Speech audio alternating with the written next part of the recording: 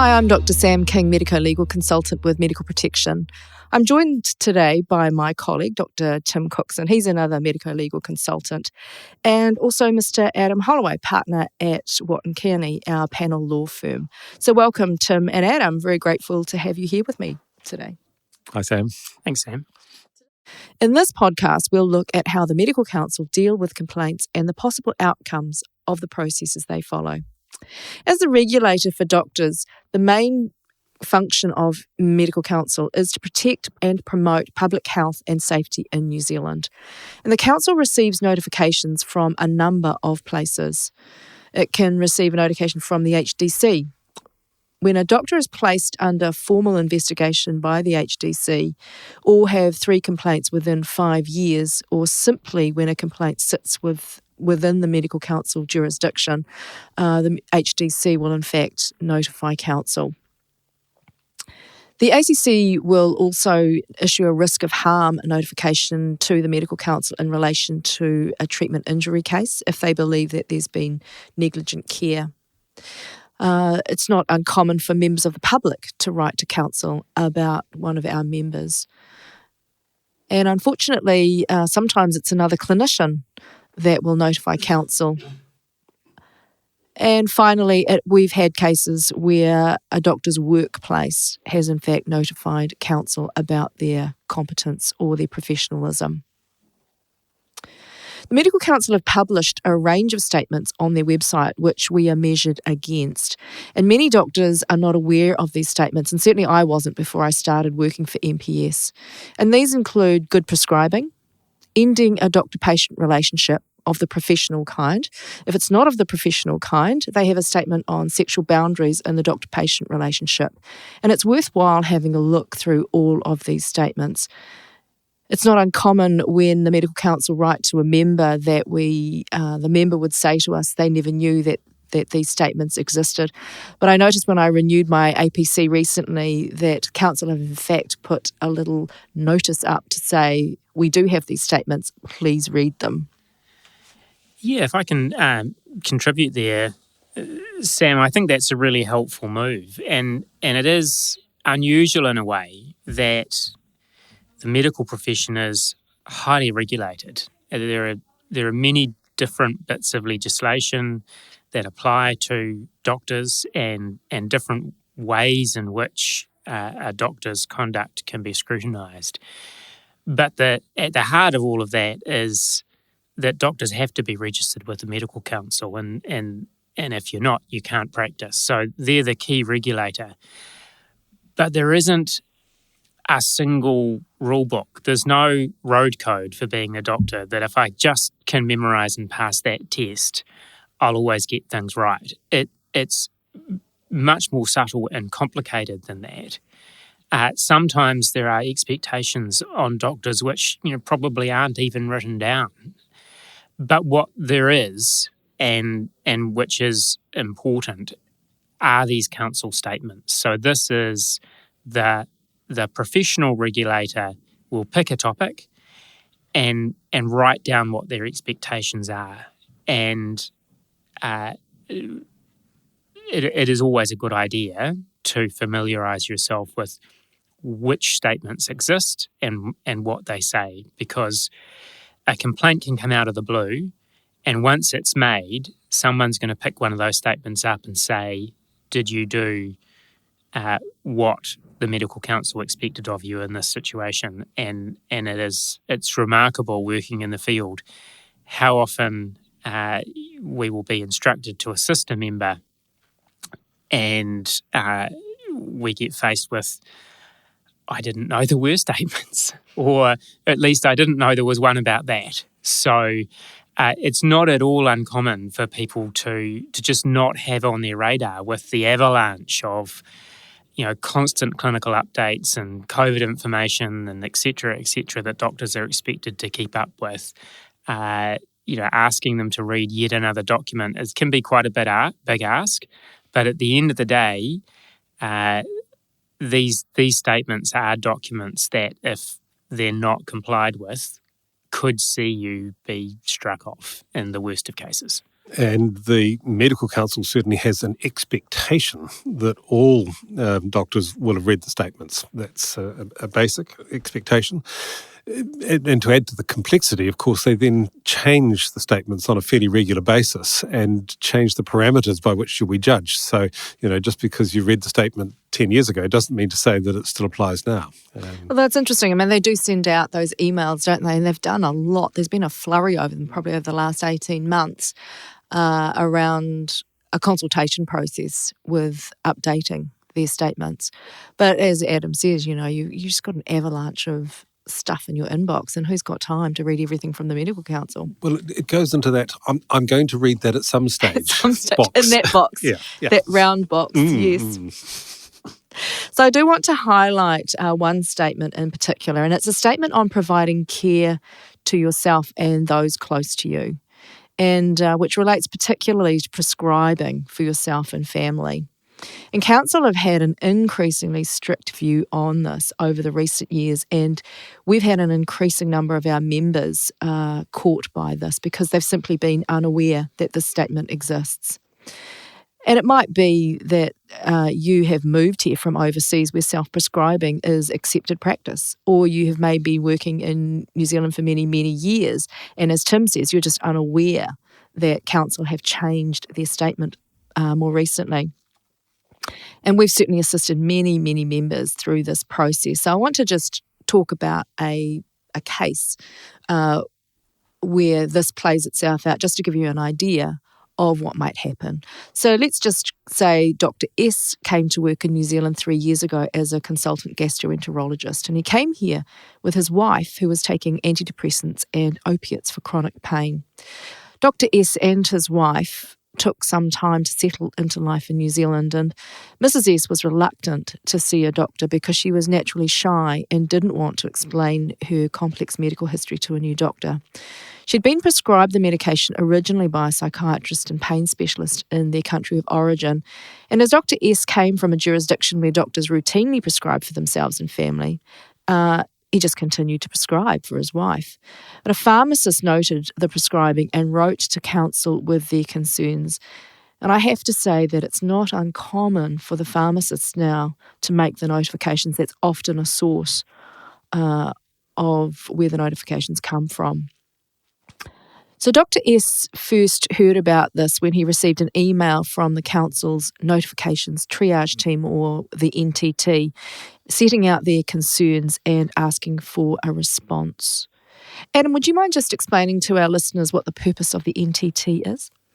Yeah, absolutely. So when the council receives a notification of concerns, they have to process that, respond to it, and then ultimately make a decision whether or not to take some form of action. And the very first step on that road is this body called the NTT, which I describe as a sort of informal subcommittee of the Medical Council. So it's a group of people who process notifications, and that means they will write to the practitioner concerned to say, we've received this notification, can you please respond? So they have an information gathering function. They can, if the case is very serious and merits it, take some interim steps to try and protect the public. So while the subcommittee is informal and it doesn't hold any delegated decision-making authority, it has members of it, like the registrar and deputy registrar of the council, who do hold decision-making authority and can take some steps in cases that merit it. So they do have that potential function of taking an interim measure to try and, for example, restrict a practitioner's scope of practice, usually firstly by seeing whether they'll agree to restrict themselves through something called a voluntary undertaking, and we can perhaps discuss those more later. So the other thing, aside from gathering information and taking these interim steps perhaps, that the NTT does is it is a little bit of a filter, in that notifications that really don't require more of the council's attention will be closed off at that stage, And some of the members of the NTT will have that authority to say, look, we're just not doing anything more with this notification. But for the majority of cases, they'll gather the information together, package that file up, and then send it on to the next full meeting of the medical council for the council to make decisions about what, if anything, to do. Thanks, Adam. You mentioned the voluntary undertaking. In this kind of case where you're talking about self-prescribing, do you think that the NTT would want to use that tool? Look, probably not based on experience, because normally a practitioner who's been confronted with an example of self-prescribing or prescribing for family seeks advice from the MPS. Their response to the NTT is going to make it very clear that they have no intention to do that sort of prescribing again in the future, and that's probably going to be enough. But if the NTT really did have concerns, or it was a different type of case, even before the matter goes up to council, they might write back to the practitioner and say, well, look, thanks for your response, but in the meantime, can you promise to do X, Y, Z? And it might be, in a case like this, formally undertake not to prescribe anything more for your wife. And once you've made a promise like that to the council, if you breach it, it'll be a matter of professional misconduct. Or in other sorts of cases, we see voluntary undertakings that might, for a GP, say, look, there are concerns here about your competence, and as an interim step, can you increase your consultation times from 10 to 15 minutes so that you have got more time to write good notes? And they'll get a doctor to make that sort of promise. So it can cover a huge range of things, a voluntary undertaking, but it's always, I would say, strongly encouraged from my perspective to go and get advice on that before signing something like that, because we can, in some appropriate cases, push back and say, look, this isn't appropriate. Sometimes the voluntary undertakings that councils propose have much more severe effects on someone's ability to earn a living than perhaps the lawyers who wrote them realised. So we can do a bit of negotiation or say, well, look, we're not signing this, and we'll take it from there. I was going to say, what is voluntary about it? Yes, exactly. Well, it's very loose use of the word voluntary sometimes, in isn't inverted it? commas, voluntary. Yes, yeah. So what happens if a doctor decides not to sign this voluntary undertaking? Yeah, look, it's voluntary in the sense that they can't make you sign one, but there's a stick behind the back, which is that if you don't make these promises or come up with your own promises which are more sensible and you feel you can live with, then you risk the council deciding that in the absence of some sort of undertaking about changes you'll make to your practice, there's enough of a concern there that it can exercise its formal statutory powers to try and, for example, impose a condition on your scope of practice. Now, the council does not do that lightly because there are quite high thresholds they need to pass to take a step like that. And if they're going to exercise those powers, they're always subject to the possibility of appeal. So in my experience, the council would always much prefer to try and solve the perceived problem through a voluntary undertaking in the first instance, because it's a lot easier for them and it's a lot quicker, and it removes that possibility of ongoing litigation. Thanks for that, Adam. And when the NTT send you that letter, they always put as one of the options, take no further action.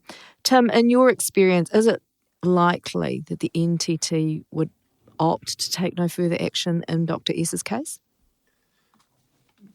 Pretty much our universal experience with the NTT is it's really risk averse. So it's very unlikely that they're going to make any bold decisions, particularly, and so they're going to have a bias to be cautious and think about public safety as opposed to the individual practitioner.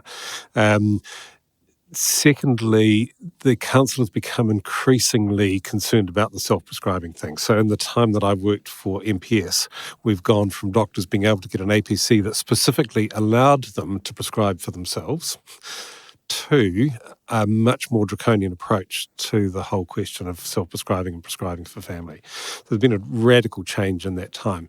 And with a few odd exceptions that we've not been able to understand, the council is taking these things really seriously. So I think the chances that the NTT would not refer this to the council, full council, like a snowball in one of those hot places, really. Absolutely. And in this case, the NTT referred the case to full council. Council only meet every 2 months. And so this process, unfortunately, can be a little bit slower than our members would like. The council, when they do meet, tend to have a great deal, a large number of cases to look at, and they do have to read, several hundred pages of information. And so there are limits to what council will decide in their meetings. Adam, would you mind just explaining to the listeners what the purpose of the council meeting is? Yeah. Probably the easiest way to sum it up is that when something's referred on to council, it's referred for them to consider. And one of the options, of course, is for them to say, thank you, I've considered that and I'm not going to make any decision about it, or I'm going to take no further action. The council's other options are to, it could perhaps itself decide to request a voluntary undertaking. That occurs sometimes. Or it could exercise one of its powers as the regulator for doctors under the Health Practitioners Competence Assurance Act.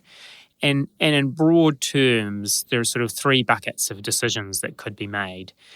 There's the interim measures bucket for really serious cases where the council feels that there is enough of a reason here. The threshold has been passed to, say, try and suspend a practitioner or impose conditions on their practice.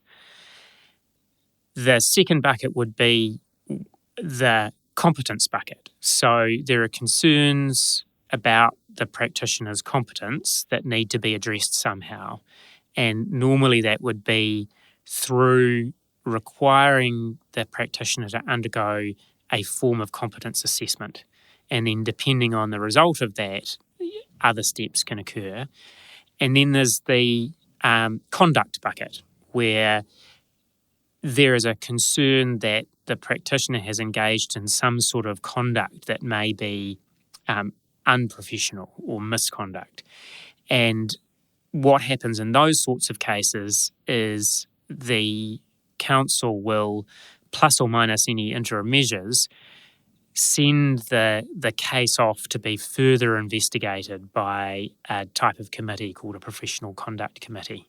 And we can talk more about those later in the podcast. But in essence, the council will deal with the case as either competence or conduct, sometimes both simultaneously, plus or minus interim measures.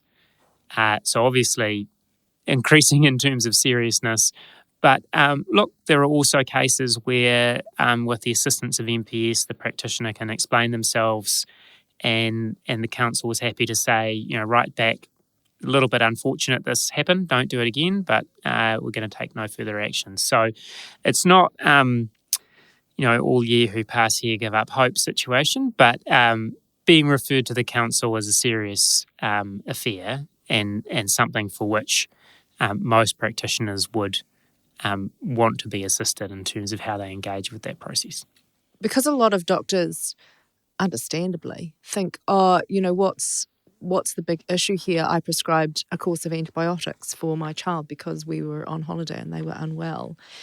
And for the clinicians, we often look at it and think this is actually a small matter.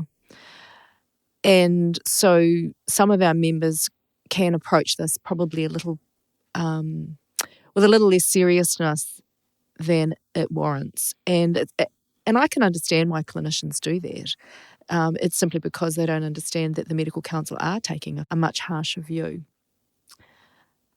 With the decision from council, Tim, what do you think they would decide in Dr. S's case? Do you think that they would, as Adam suggested, send a counselling letter, if you like, to counsel the doctor not to do it again, or do you think they would take this further? Be really unusual given the council's general position on prescribing for themselves, and particularly as in this case he's prescribed medications such as antidepressants. And so in the statements it specifically talks about classes of medications such as antidepressants as being much greater concern for them than, for example, your one-off antibiotics than when you're on holiday. So if that had been the only notification, they could have taken perhaps a much more lenient approach. But in this particular case, ongoing prescribing to immediate family member of medication like an antidepressant, the chances of that not being sent to the Professional Conduct Committee would be, I think, very small. That's right. So Dr. S was referred to a PCC, which consists of 2 doctors and a layperson. It's also chaired by a lawyer to hopefully ensure appropriate processes are followed. So Adam, would you mind describing what happens once the PCC is formed and what their statutory powers are? Yeah, so where the council decides that the problem it's faced with, the notification is deserving of further investigation as a potential conduct issue, they'll form this committee, what we call a PCC, a Professional Conduct Committee, and that committee's job is to try and establish what has happened. And they don't have a huge amount of sort of procedural powers. They can call on information and documents, so they have a statutory right to, for example, demand that medical records get handed over, etc. But normally the way they go about their business, they'll start with the information that was already before the council, call for documents that might be relevant, and then go and invite people to interview. So potential witnesses, they might, in a case where perhaps the pharmacist was the person who notified the problem, they might go and have a meeting with the pharmacist and conduct an interview. They'll gather all of that information up, and that's the output of their investigation. They'll disclose it back to the person being investigated, and our hypothetical Dr. S, and invite Dr. S to either meet with the PCC if he wishes to, or provide written submissions.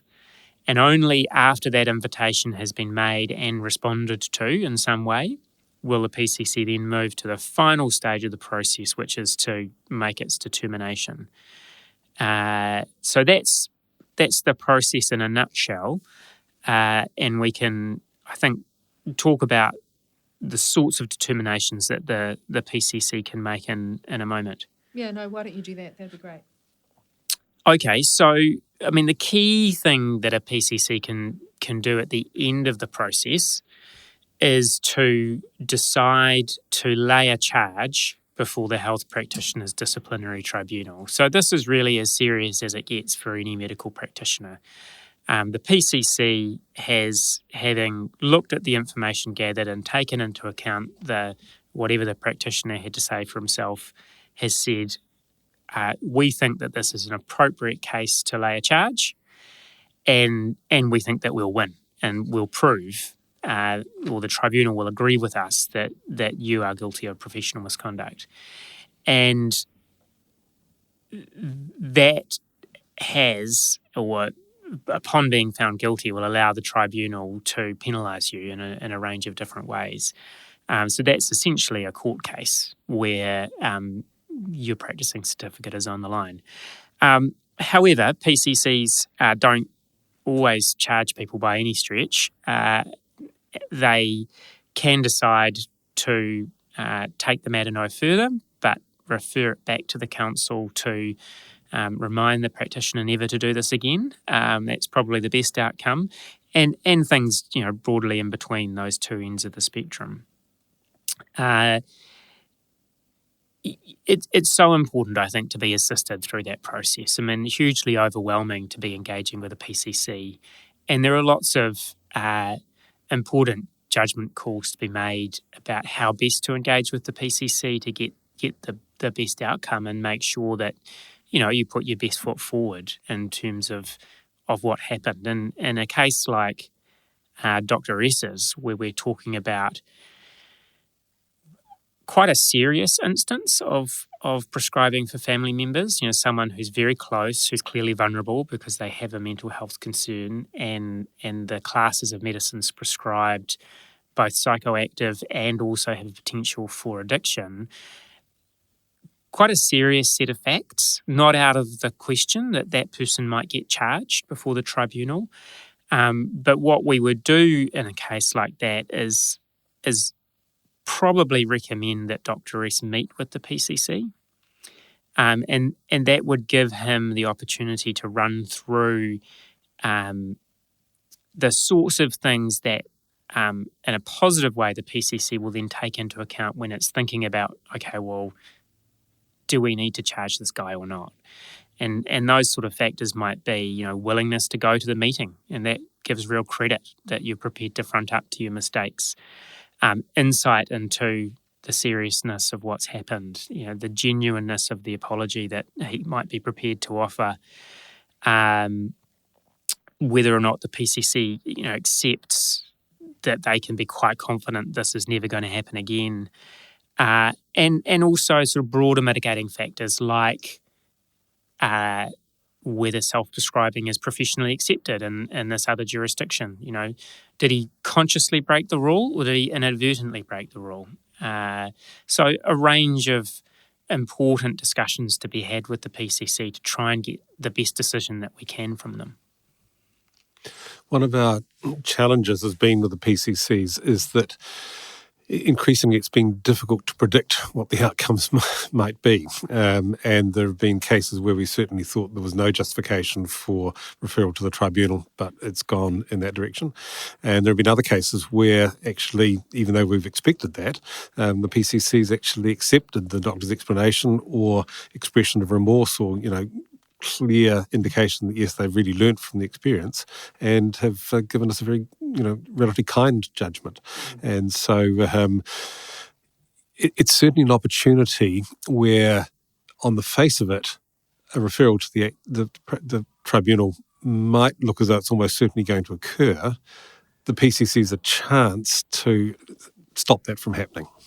Yeah, and I agree. There will be cases where we might recommend that a practitioner not go before a PCC. It's always their choice, but there might be cases where you think you're probably not going to improve your position by fronting up. You're definitely going to be charged anyway, so let's just deal with the charge when it arrives. But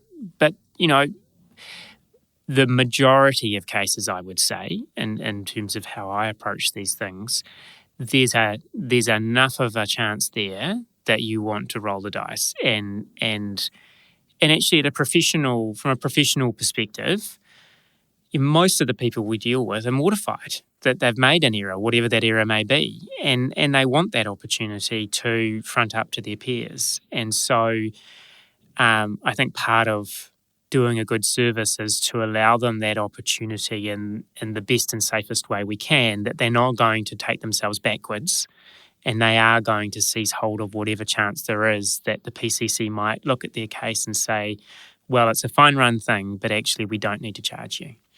And that's a real judgment call, isn't it? Because a practitioner can certainly make their case worse by appearing in front of a PCC, and particularly because information that the PCC may not have otherwise had, if they then divulge that in that hearing, that can then be used as evidence in a subsequent tribunal hearing, where it might not have been available to the PCC before to have been able to be used. So that's right. There's a chance for someone who's you've got to be sure of the person that you're taking to the committee and how they're likely to respond, don't you? And that's a discussion that we have in detail with our clients. But you want the meeting to be authentic and valuable, and not just a dry run at cross-examination from a committee that's determined to charge you no matter what. Yeah, I think it's interesting because, as you're right, and we can't obviously predict whether a member is going to be charged or not. But I have to say that we've come across some really great ones where we've thought, actually, we think they're very likely a member will be charged, but often we manage to get a win and they're not. And so, for the listeners, we don't want you to just feel depressed now about the fact that, you might have been prescribing for your family or friends. But the reality is, I think, obviously each case turns on its own facts. But certainly we fight very hard for our members so that they do not get charged. And we do pull off some great wins, I think. Thank you, Tim and Adam, for your comments. It's been really helpful. We're going to end it there as the end of part 1 of our podcast on the Medical Council, and our next podcast will be part 2. And we look forward to catching up with you then. If you like the Medical Protection Podcast, please subscribe and leave a review. We'll see you soon.